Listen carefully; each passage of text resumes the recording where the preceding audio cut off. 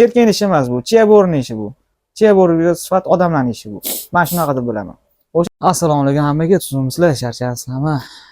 Bizada endi yengil emas u, lekin shunaqangi ishlar bo'lib kelyapti. Bizning oldimizga klientlar ham kelishyapti.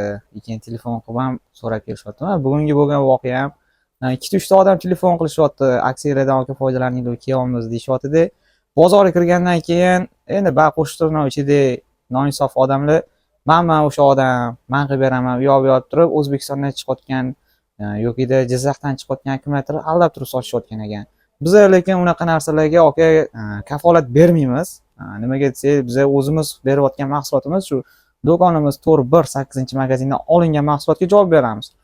Boshqa yerdan olib turib bizga qo'ng'iroq qilmasligingizni iltimos so'raymiz. Shu do'konga kelsanglar faqat o'zimiz bo'lamiz. Men akam bo'lishi mumkin shu. Lekin u so'raylar, Jaloliddin sizmi? Qani shu videodagi bola deb so'raylar iltimos sizlardan.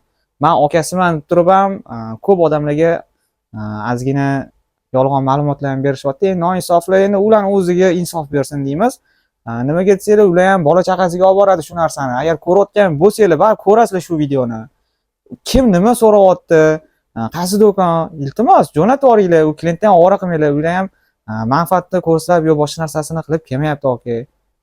So'ragan narsasiga aka to'g'ri javob beringlar. Lekin birovning molini yomonlamanglar. Hozir sizlar birovning molini yomonlayapsizlar-da, hozir bu odam masalan Masha akkumulyatorni yomon deb ketyapti. Yaxshi akkumulyator ham yomon akkumulyatorga o'tib ketyapti. Bu bitta bizning sohada emas, balonda ham, chexolda ham, boshqasida ham bor. Prosta hammamiz bundoq qaraylik. Bu to'g'risini aytsam erkakning ishi emas bu, chiyaborning ishi bu. Chiyaborga sifat odamlarning ishi bu. Men shunaqa deb bilaman. O'shaning uchun sal e'tiborliroq bo'lamiz. Ko'ryapsizlar shu videoni. Rahmat hammalarga.